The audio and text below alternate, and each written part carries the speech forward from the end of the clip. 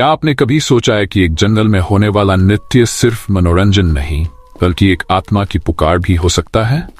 आज की कहानी हमें ले जाएगी एक ऐसे सफर पर जहां साहस, सच्चाई और करुणा ने एक आत्मा को शांति दी। तो चलिए सुनते हैं रात के समय जंगल में डायन का डरावना नृत्य। गांव शांतिपुर के पास एक घना और रहस्यमयी जंगल था जिसे लोग काली रात का जंगल कहते थे। कहते हैं कि उस जंगल में रात के समय अजीब सी आवाजें आती थी। लोग दावा करते थे कि उन्होंने वहां एक औरत को सफेद कपड़ों में नाचते हुए देखा है, लेकिन वह नृत्य किसी मोहक अदाकारा का नहीं बल्कि एक डायन का था जो अपने शिकार को बुलाने का तरीका था। एक दिन गांव के युवक अनिकेत, जो हमेशा रोमांच के पीछे भागता था, ने दोस्तों के साथ जंगल में जाने की योजना बनाई। उसके दोस्तों में सागर, रिया और तनीषा शामिल थे। सबने उसे मना किया, लेकिन अनिकेत ने अपनी हट नहीं छोड़ी। जंगल में घुसते ही उन्हें अजीब सन्नाटा महसूस हुआ। पत्ते हवा में हिल रहे थे लेकिन कोई आवाज नहीं हो रही थी। अचानक एक पेड़ पर बैठा उल्लू जोर से चिल्लाया और उनके कदम ठिठक गए। रिया ने कहा, मुझे लगता है हमें वापस चलना चाहिए, ये जगह सही नहीं लग रही। लेकिन अनिकेत ने हंसते हुए कहा, डरने की बात नहीं, ये सब बस गांव वालों की बातें हैं। थोड़ी दूर चलने के बाद उन्हें जमीन पर अजीब निशान मिले, जैसे किसी ने बड़े पंजों से मिट्टी को खुरच दिया हो। सागर ने कहा, ये तो किसी बड़े जानवर के पैर के निशान लगते हैं। अनिकेत ने हंसते हुए जवाब दिया, जानवर के नहीं, ये डायन के हैं। तभी अचानक हवा में एक ठंडी लहर दौड़ी और दूर से हल्की हंसी की आवाज आई। आगे बढ़ते हुए उन्हें एक साफ जगह मिली जहां चारों तरफ पेड़ थे और बीच में खाली मैदान। अचानक एक सफेद साड़ी पहने औरत बीच मैदान में प्रकट हुई। उसके बाल खुले हुए थे और वह धीरे धीरे घूमने लगी। उसकी हरकतें डरावनी थीं, मानो वह किसी अनदेखी शक्ति को बुला रही हो। तनीषा ने डरते हुए कहा, ये कौन है? लेकिन अनिकेत को यकीन नहीं हुआ। उसने अपना फोन निकाला और रिकॉर्ड करने लगा। जैसे ही अनिकेत ने रिकॉर्ड करना शुरू किया, उस औरत ने उसकी तरफ देखा। उसकी आंखें जलती हुई लाल थीं। अचानक उसका शरीर हवा में उठने लगा और चारों तरफ अजीब सी आवाजें गूंजने लगीं। अनिकेत ने डरते हुए कहा, यह कोई आम औरत नहीं है। सागर चिल्लाया, भागो! चारों ने जंगल से बाहर भागने की कोशिश की, लेकिन रास्ता खत्म हो चुका था। जो रास्ता उन्होंने याद रखा था वह अब कहीं नहीं दिख रहा था। जैसे ही वे थककर बैठ गए, डायन ने उनके पास आकर कहा, तुमने मेरी नृत्य को देखा है, अब तुम्हें इसकी कीमत चुकानी होगी। रिया ने रोते हुए पूछा, तुम कौन हो और हमें क्यों सजा दे रही हो? डायन ने कहा, मैं इस जंगल की रक्षक हूं। जो भी मेरे जंगल में घुसता है उसे इसकी कीमत चुकानी पड़ती है।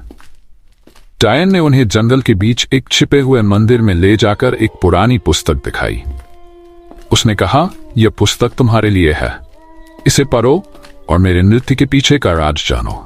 पुस्तक में लिखा था कि वह डायन असल में मालिनी नाम की एक नृत्यांगना थी। उसे राजा के दरबार में नाचने का अवसर मिला था, लेकिन दरबारियों ने उसकी कला को अपवित्र करार देकर उसे जंगल में फेंक दिया। क्रोध और अपमान से भरी मालिनी ने तंत्र विद्या का सहारा लिया और डायन बन गई। मेरी आत्मा को शांति तभी मिलेगी जब कोई मेरी कला को समझेगा और इसे सम्मान देगा। अनिकेत और उसके दोस्तों ने डायन की कहानी को गांव वालों के साथ साझा किया और मालिनी नृत्य महोत्सव का आयोजन किया।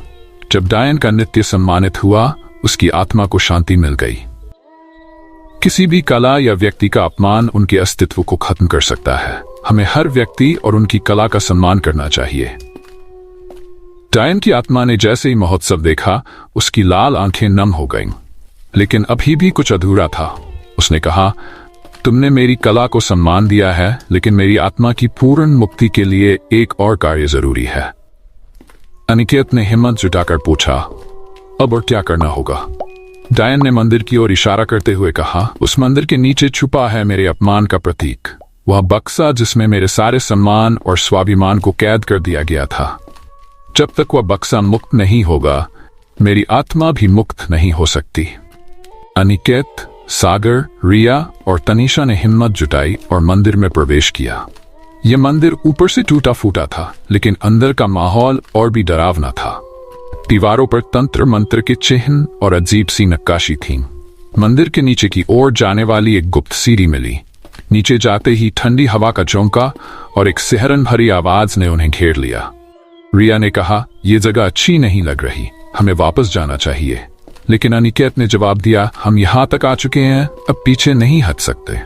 गुप्ता खाने में पहुंचने पर उन्होंने देखा कि वहां एक बड़ा लोहे का बक्सा रखा था जिसके ऊपर ताले लगे थे।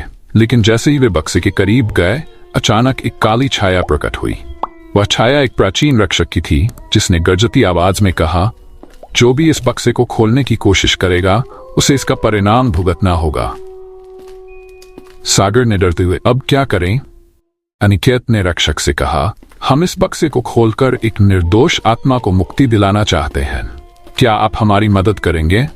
रक्षक ने कुछ पल चुप रहने के बाद कहा, अगर तुम्हारे इरादे सच्चे हैं तो तुम्हें एक परीक्षा देनी होगी। तुम चारों को अपने सबसे बड़े डर का सामना करना होगा। अगर तुम इसे पार कर गए तो बक्सा तुम्हारा होगा। तभी पूरा तहखाना अलग अलग भागों में बंट गया और हर किसी को अपने अपने डर से सामना करना पड़ा। अनिकेत को अपनी खुद की असफलता का डर दिखाया गया, सागर को अपनी छवि और लोगों की धारणा का डर, रिया को अपने परिवार को खोने का डर, तनीषा को अंधेरे और अकेलेपन का डर। उन्होंने अपनी अपनी परीक्षाओं का सामना किया और उन्हें पार किया।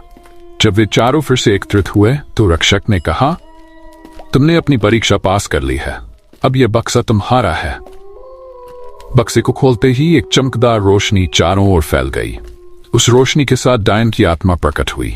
उसकी लाल आंखें अब शांत और प्रसन्न लग रही थीं। तुमने मेरा अपमान मिटाकर मुझे सम्मान दिया है, अब मेरी आत्मा मुक्त हो सकती है। डायन की आत्मा धीरे धीरे रोशनी में विलीन हो गई। जैसे ही डायन गायब हुई, मंदिर की गहराइयां बंद हो गई और जंगल की डरावनी आवाजें हमेशा के लिए शांत हो गई।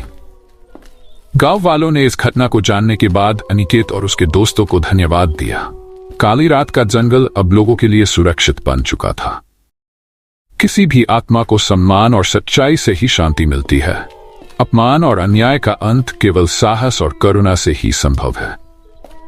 दोस्तों, ये कहानी हमें सिखाती है कि किसी के सम्मान को ठेस पहुंचाना कितना घातक हो सकता है। अनिकेत और उसके दोस्तों ने न सिर्फ एक आत्मा को शांति दी, बल्कि हमें यह भी सिखाया कि सच्चाई और साहस से हर डर और अन्याय का सामना किया जा सकता है। अगर यह कहानी आपको पसंद आई हो तो इसे लाइक और शेयर जरूर करें और ऐसी ही रहस्यमयी कहानियां सुनने के लिए हमारे चैनल को सब्सक्राइब करना न भूलें। याद रखिए, हर रहस्य का अंत सच्चाई से ही होता है।